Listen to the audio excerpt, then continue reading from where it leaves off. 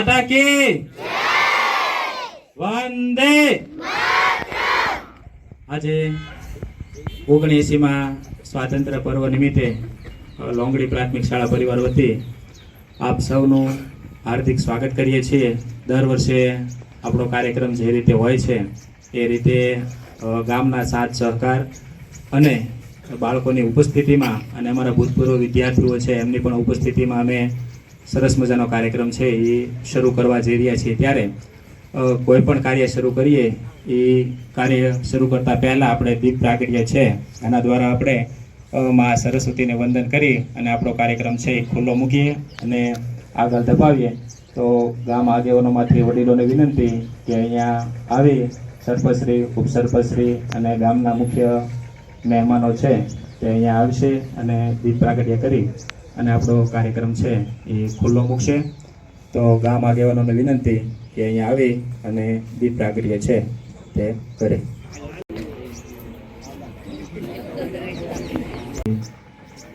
દીપ પ્રાગટ્ય થઈ રહ્યું છે ત્યારે યા કુંડે તું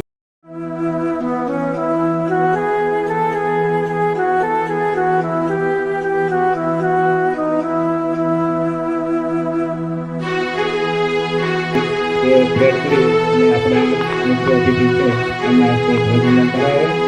ધ્વજ રાખશે।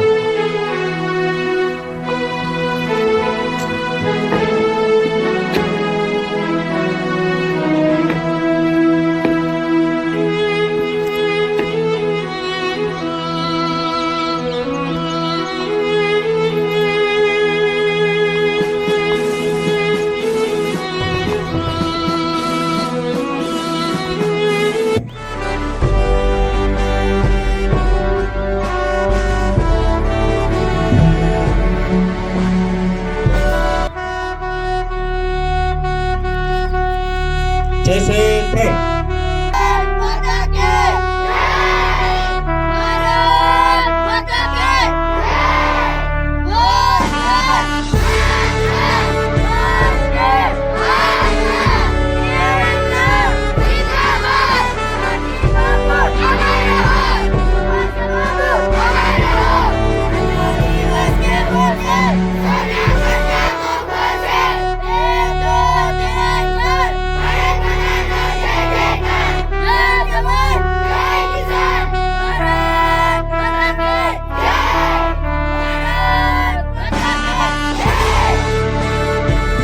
આપ સૌ નિહાળો છો કે કાર્યક્રમ છે 3-4 કલાક કે એથી પણ વધી જાય છે।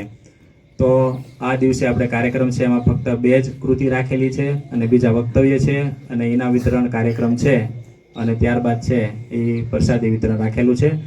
તો સૌપ્રથમ છે એ બાળકો પોતાની કાલીગેલી ભાષામાં આપ સૌને 15મી ઓગસ્ટ છે એમના વિશેની માહિતી છે એ આપશે।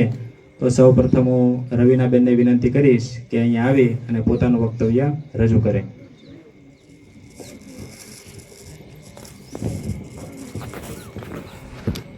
અહીં ઉપસ્થિત મહેમાનો, ગામના આગેવાનો, શાળાના આચાર્ય શ્રી, ગુરુજનો તથા મારા વહાલા વિદ્યાર્થીઓ, ભાઈઓ અને બહેનો, આજે હું તમને વૃક્ષના મહત્વ વિશે 2 શબ્દ કહેવા માંગુ છું।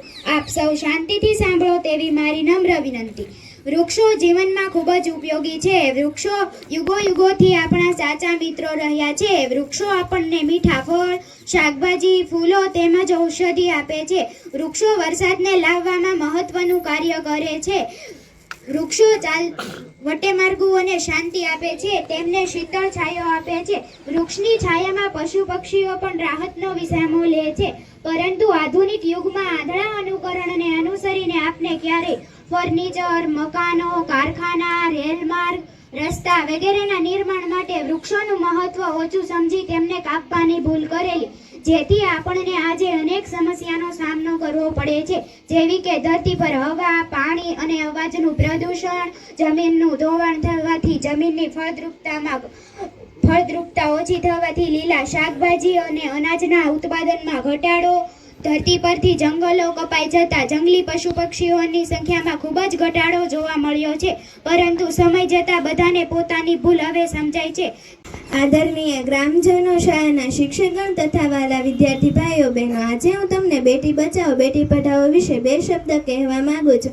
આપ સૌ શાંતિથી સાંભળો તેવી મારી નમ્ર વિનંતી. ઘર આખાની રોનક છે દીકરી, જીવનમાં ખીલેલ કમળ છે દીકરી. ક્યારેક તડકાની જેમ મગમગ સોહાય તો ક્યારેક શીતળ ચાંદની છે દીકરી. તો કેમ પ્રતિબંધ તેના જન્મવા સામે આપણી આવતી કાલ છે દીકરી. આપણો દેશ અને સમાજ તમામ ક્ષેત્રમાં ખૂબ જ પ્રગતિ કરી રહ્યો છે અને પ્રગતિ કરતો રહેશે, પરંતુ હજુ સ્ત્રીઓને જેટલું સન્માન મળવું જોઈએ એટલું મળતું નથી. તેઓને મહત્વ આપવામાં આવતું નથી. હાલ પુરુષોની સરખામણીમાં સ્ત્રીઓની સંખ્યા ઘટતી જાય છે, તે ખૂબ જ ચિંતાનું કારણ છે. વિશે બે શબ્દ કહેવા માંગુ છું. આપ સૌ શાંતિથી સાંભળો તેવી મારી નમ્ર વિનંતી. ઈસવીસન 1947 પહેલા આપણા દેશમાં અંગ્રેજોનું શાસન હતું. આપણા દેશના લોકોએ આઝાદી મેળવવા માટે ગાંધીજીની આગેવાની હેઠળ અનેક આંદોલનો કર્યા. એમાં અનેક દેશભક્તોએ પોતાના બલિદાનો આપ્યા. 15મી ઓગસ્ટ 1947ના દિવસે આપણો દેશ આઝાદ થયો. દેશના લોકો આઝાદીનો આનંદ મળ્યા. ત્યારથી દર વર્ષે ખૂબ ધૂમધામથી આ દિવસ ઉજવાય છે. આ દિવસે શાળાઓમાં ધ્વજવંદનનો કાર્યક્રમ રાખવામાં આવે છે, રાષ્ટ્રધ્વજ ફરકાવવામાં આવે છે, રાષ્ટ્રગીત ગવાય છે અને સાંસ્કૃતિક કાર્યક્રમ પણ થાય છે. ઘણી સરકારી અને સાર્વજનિક સંસ્થાઓમાં પણ ધ્વજવંદનનો કાર્યક્રમ રાખવામાં આવે છે. દિલ્હીમાં આપણા વડાપ્રધાન લાલ કિલ્લા પર રાષ્ટ્રધ્વજ ફરકાવે છે અને રાષ્ટ્રને સંબોધે છે. આઝાદીના લડવૈયાઓને યાદ કરીને તેમને અંજલિ આપવામાં આવે છે. 15મી ઓગસ્ટ આપણો સૌથી મોટો રાષ્ટ્રીય તહેવાર છે. અસ્તુ જય હિન્દ, જય ભારત. शब्द कहवा मांगू छू. आप सब शांति थी सांभळो तेवी मारी नम्र विनंती. वन संरक्षण हमारे ग्रह और आने वाली पीढ़ियों, भविष्य की पीढ़ियों के लिए महत्वपूर्ण है. वन न केवल अनगिनत प्रजातियों का घर है, बल्कि हमारी जलवायु के संतुलन को बनाए रखने में भी महत्वपूर्ण भूमिका निभाते हैं. वे बड़ी मात्रा में कार्बन डाइऑक्साइड को अवशोषित करते हैं और इस प्रकार भूमंडलीय कुर्बान मेरी जान तुझ पे शाद रहे तू, मैं वतन वतन मेरे आबाद रहे तू, मैं जहाँ रहूं जहाँ में याद रहे तू, है वतन मेरे वतन मेरे वतन.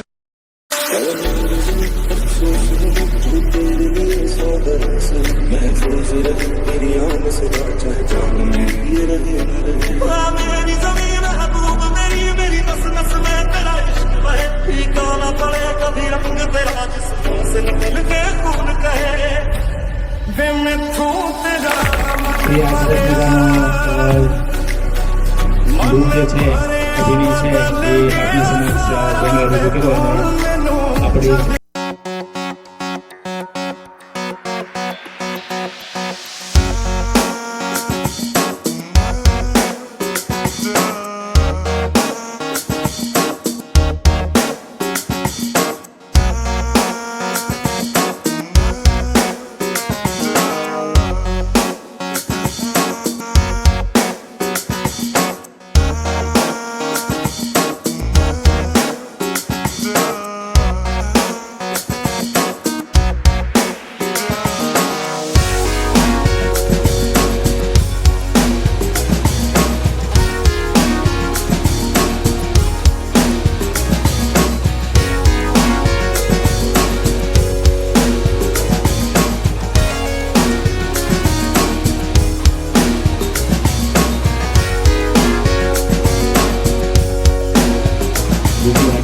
આવે છે અને એ અંતર્ગત જ સરસ મજાની અભિનય કળા છે આપની સમક્ષ રજૂ કરે છે ધોરણ 5ના બહેનો.